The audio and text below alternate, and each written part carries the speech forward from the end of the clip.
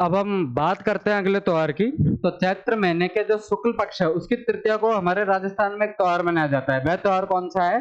वह त्योहार है हमारा गणगौर। यह कब मनाया जाता है? चैत्र शुक्ल तृतीया को हमारे गणगौर का त्योहार मनाया जाता है। और गणगौर का त्योहार इतना प्रसिद्ध है राजस्थान में कि इसकी जो गणगौर के त्योहार की अपनी किताब में कौन जिक्र करता है? तो कर्नल जेम्स टॉड गणगौर का जिक्र भी अपनी किताब में करता है। हुआ ये था कि जिस समय कर्नल जेम्स टॉड की पोस्टिंग कहाँ पे थी, अंग्रेजों ने कर्नल जेम्स टॉड को कहाँ का पीए बना रखा था? तो उदयपुर का। जिन दिनों उदयपुर कर्नल जेम्स टॉड का हेडक्वार्टर था, उन्हीं दिनों उदयपुर में गणगौर का त्योहार आता है। गणगौर का त्योहार आता है, कर्नल जेम्स टॉड इस त्योहार की शाही सवारी को देखते हैं और कर्नल जेम्स टॉड अपनी बुक में बकायदा लिखते हैं कि मैंने इतना सुंदर दृश्य अपने जीवन में कभी नहीं देखा जितना कि क्या है, गणगौर में उदयपुर में गणगौर की सवारी का है। और एक गणगौर सिर्फ उदयपुर ही नहीं अपितु सारे राजस्थान में, पूरे राजस्थान में बड़ी धूमधाम से मनाया जाता है। अगर हम गणगौर के त्योहार की बात करें तो गणगौर के त्योहार हमारे राजस्थान में माना जाता है कि ये सर्वाधिक गीतों वाला त्योहार है। कि जितने गीत हमारे हर त्योहार पे महिलाओं द्वारा गांव ढाणियों में गीत गाए जाते हैं, लेकिन सबसे ज्यादा गीत अगर किसी त्योहार पे गाए जाते हैं तो वह कौन से त्योहार है? गणगौर पे गाया जाता है। तो हमें एक कॉन्सेप्ट ये याद रखना है कि यह गणगौर का त्योहार कैसा है? यह सर्वाधिक गीतों वाला है। सर्वाधिक गीतों वाला त्योहार यानी कि गणगौर पे सर्वाधिक गीत गाया जाता है। और अगर गणगौर की पूजा की बात करें तो इसकी पूजा कितने दिन चलती है? 16 दिन चलती है। कि जिस दिन हमारे होलिका दहन होता है उसके अगले दिन कुंवारी लड़कियां और महिलाएं, क्योंकि इन्हीं के द्वारा यह व्रत रखा जाता है, तो होलिका दहन के अगले दिन जो राख होती है, होलिका दहन की जो राख होती है उसको कुंवारी लड़कियां महिलाएं अपने घरों में लाती हैं और उनकी 16 दिन तक क्या करती है? उनकी पूजा करती है। पिंडियां बनाकर उनकी क्या की जाती है? पूजा की जाती है। और इस व्रत को कौन रखता है? गणगौर के व्रत को तो ध्यान रखना है कि कुंवारी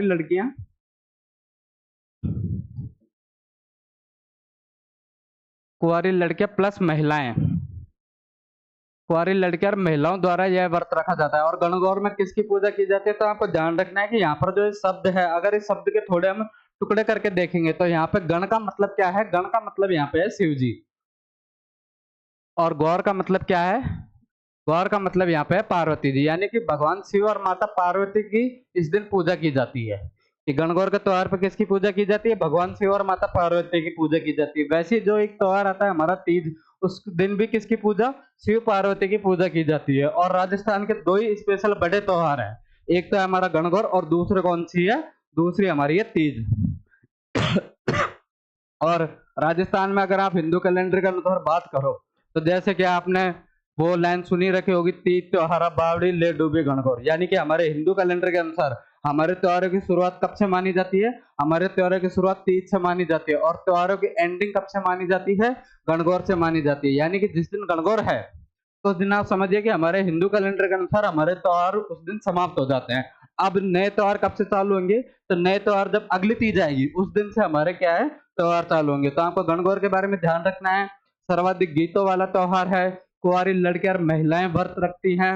16 दिन तक इनकी पूजा की जाती है होली के राख के लिए। और किसकी पूजा की जाती है? भगवान शिव और माता पार्वती की पूजा की जाती है। लेकिन इसमें थोड़ा एक अलग कॉन्सेप्ट है। अगर हम बाकी सारे त्योहारों की या बाकी सारे व्रतों की बात करें, महिलाओं द्वारा हर व्रत रखा जाता है। करवा चौथ हो, तीज हो, गणगौर हो, बहुत से व्रत महिलाओं द्वारा रखे जाते हैं। उन सबका टारगेट सिर्फ एक रहता है, चाहे वे व्रत कुंवारी लड़कियां रखे या महिलाएं रखे। अच्छे पति की कामना या जिनका पति है उनकी लंबी उम्र हो, उनका व्यवसाय अच्छा चले, स्वस्थ रहे, इस कामना के लिए महिलाएं और कुंवारी लड़कियां व्रत रखती है। लेकिन यहाँ पर गणगौर के त्योहार में थोड़ा और एक्स्ट्रा फैक्टर ये जुड़ जाता है कि जो कुंवारी लड़कियां और महिलाएं हैं वे अपने पति के साथ साथ में अपने भाइयों के लिए भी ये व्रत रखती हैं कि भाइयों के स्वास्थ्य अच्छा रहे, उनको अच्छी पत्नी मिले। इसलिए तो आपने गणगौर पे जो गीत गाए जाते हैं तो उसमें गीतों में आपने लाइन सुनी होगी कि राय सी भौजाई दे कान का वर्षो बीरो दे। यहाँ पे राय का मतलब होता है माता पार्वती। माता पार्वती का एक नाम है राई। तो राय सी भौजाई दे यानी कि हमें भाभी कैसी मिले? हमें भाभी माता पार्वती जैसी मिले। या कान का वर्षा बीरा दे, ये जो गाने की लाइन है तो ये कब गाई जाती है गीतें? ये गीत गणगौर पे गाए जाते हैं। यहाँ पे महिलाएं या लड़कियां क्या बोल रही हैं? अपने भाई के लिए सुंदर पत्नी कैसी? माता पार्वती जैसी पत्नी की वहां पे कामना कर रही है। और अगर गणगौर की हम बात करें राजस्थान में, तो गणगौर को लेकर फैक्ट ये है कि गणगौर की जो सवारी निकाली जाती है उसमें माता पार्वती को पूरी तरह से 16 श्रृंगार करके उसकी सवारियां निकाली जाती है। अगर आप देखोगे जो बड़ी रियासतें थी या आज भी कोई बड़े शहर है, जैसे कि हम जयपुर की ही बात कर ले, आज दिन तक जयपुर में गणगौर की शाही सवारी निकाली जाती है। तो शाही सवारी में ये होता है कि माता पार्वती को पूरी तरह से गहनों से सजाते हैं, 16 श्रृंगार उनका करते हैं और पूरे सोने चांदी के गहनों से उनका पूरा श्रृंगार किया जाता है। पुराने समय में क्या होता था कि हर रियासत में गणगौर होती थी, हर रियासत में गणगौर की शाही सवारी निकलती थी। तो अगर किसी रियासत में गणगौर की सवारी निकल रही है तो दूसरी रियासत उस पर हमला कर देती थी। किस लिए? गणगौर की सवारी को लूटने के लिए, क्योंकि उन्हें पता था कि अगर हम गणगौर की सवारी को लूटेंगे तो हमें क्या प्राप्त होंगे, सोने जवाहरात वगैरह प्राप्त होंगे। इसलिए गणगौर पे सर्वाधिक हमले किए जाते थे। हमले या तो दशहरे पे किए जाते थे, दशहरे पे क्या होती थी, शस्त्र पूजा, या फिर हमले कब किए जाते थे, गणगौर पर सर्वाधिक, क्योंकि गणगौर से क्या प्राप्त होते हैं, सोने चांदी जवाहरात। क्योंकि शाही सवारी कैसे होती है, शाही सवारी में माता पार्वती का श्रृंगार किया जाता है और जो शिव जी का जो प्रतीक होता है उसको क्या बोला जाता है, उसको बोला जाता है ईसर। शिव जी का जो प्रतीक है उसको क्या बोला जाता है गणगौर में, उसको बोला जाता है ईसर। और पार्वती जी को क्या बोला जाता है, गौर। ईसर और गौर की सवारी निकाली जाती है। तो कहानी लोक का मान्यता यह है कि जब जैसलमेर में गणगौर का त्योहार आता है, तो जैसलमेर में जब गणगौर की शाही सवारी निकाली जाती है उसी समय पास की रियासत कौन सी, बीकानेर रियासत जैसलमेर की गणगौर की सवारी पर हमला कर देती है। और किस लिए हमला करती है, वह गणगौर को लूटने के लिए। माता पार्वती की जो मूर्ति है जो पूरी तरह से सोने से सजी हुई है उसको लूटने के लिए बीकानेर रियासत इस पर हमला कर देती है। लेकिन उनका दुर्भाग्य था कि माता पार्वती तो उनके हाथ नहीं आई, उनके हाथ शिव जी की प्रतिमा आ गई।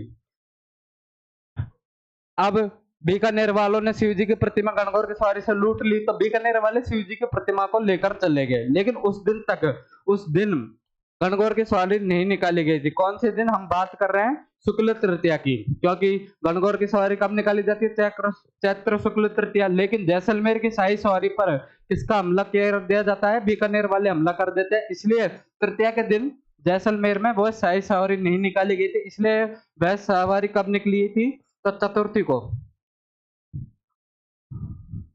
कब, चैत्र शुक्ल चतुर्थी को,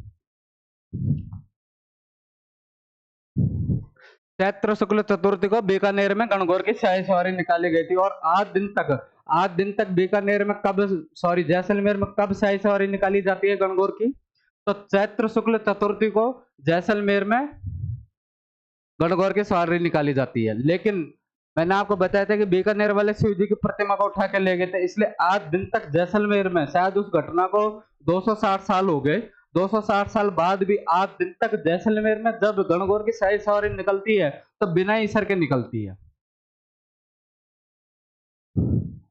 बिना ईसर के।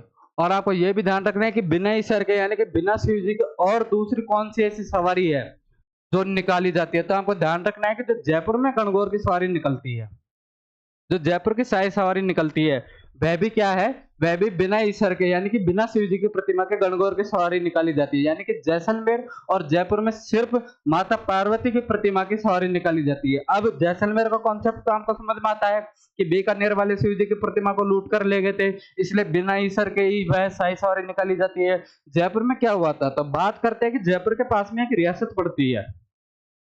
उस समय जयपुर के पास में रियासत पड़ती है किशनगढ़। जयपुर के पास में कौन सी रियासत थी, किशनगढ़ रियासत थी। उन दिनों गणगौर का त्योहार आया था। किशनगढ़ रियासत के जो शासक थे, उन शासक का नाम था बहादुर सिंह।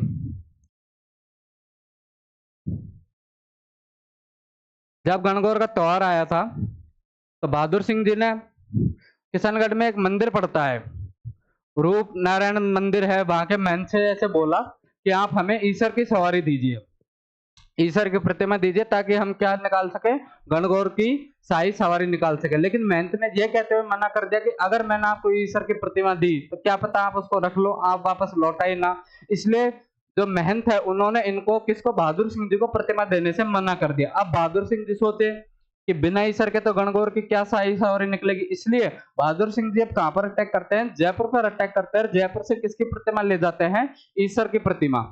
ईसर जी की प्रतिमा वह जयपुर से लेकर जाते हैं। इसलिए आज दिन तक जब कभी भी गणगौर पर जयपुर में शाही सवारी निकलती है तो आप देखना कि वो सिर्फ माता पार्वती की प्रतिमा की सवारी निकालेंगे, वह भी बिना ईसर के। तो आपको ध्यान रखना है कि जैसलमेर में और जयपुर में बिना ईसर के सवारी निकलती है। पूरे राजस्थान में सवारी कब निकलती है? चैत्र शुक्ल तृतीया को। लेकिन जैसलमेर में कब मनाई जाती है गणगौर, या गणगौर की शाही सवारी कब निकलती है? चैत्र शुक्ल तृतीया को शाही सवारी निकलती है। इसके अलावा हम बात करें तो राजस्थान में एक जगह है, वह नाथद्वारा। राजस्थान में एक जगह है नाथद्वारा, वहां पर चैत्र शुक्ल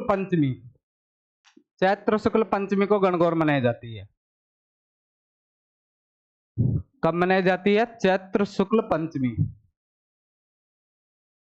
और इस चैत्र शुक्ल पंचमी को जो गणगौर नाथद्वारा में मनाई जाती है, इसको दूसरा नाम क्या बोलते हैं? इसको गुलाबी गणगौर भी बोलते हैं। क्या बोला जाता है इसको? गुलाबी गणगौर। गुलाबी गणगौर क्यों बोलते हैं? क्योंकि गणगौर की प्रतिमा को कैसी चुनरी उड़ाते हैं? गुलाबी रंग की। जो गणगौर की माता पार्वती की प्रतिमा है उसको क्या करते हैं? गुलाबी रंग की चुनरी उड़ाते हैं। इसलिए इस गणगौर को क्या कहा जाता है? गुलाबी गणगौर। तो आपसे एग्जामिनर पूछ सकता है, और ये क्वेश्चन आरएस 2023 या 16 में पूछा गया था कि गुलाबी गणगौर कहाँ पे मनाई जाती है। तो ये आरएस प्रीलिम्स का क्वेश्चन है कि गुलाबी गणगौर कहाँ पे मनाई जाती है। तो आपको ध्यान रखना है कि नाथद्वारा में गुलाबी गणगौर कब मनाई जाती है? चैत्र शुक्ल पंचमी को। हालांकि पूरे राजस्थान में चैत्र शुक्ल तृतीया को गणगौर मनाई जाती है, लेकिन आपको ध्यान रखना है कि जैसलमेर में शाही सवारी कब निकाली जाती है? चैत्र शुक्ल चतुर्थी को जैसलमेर में शाही सवारी निकाली जाती है, बिना ईसर के निकाली जाती है। और कहाँ पे निकाली जाती है? तो आपको ध्यान रखना है जयपुर में भी बिना ईसर के शाही सवारी निकलती है। प्लस गुलाबी गणगौर कहाँ पे मनाई जाती है? गुलाबी गणगौर नाथद्वारा में मनाई जाती है। कब मनाई जाती है? चैत्र शुक्ल पंचमी को जय गुलाबी गणगौर नाथद्वारा में मनाए जाते हैं। क्यों बोलते हैं उसको गुलाबी गणगौर? क्योंकि किस रंग की चुनरी उड़ाते हैं? गुलाबी रंग की उसको चुनरी उड़ाते हैं। तो ये हमारे एक राजस्थान का सबसे प्रमुख त्योहार है और सर्वाधिक गीतों वाला त्योहार है, जिसका वर्णन कौन करते हैं? जेम्स टॉड भी अपनी किताब में करते हैं। आगे के अगर हम चैत्र महीने के आगे के और त्योहारों को देखेंगे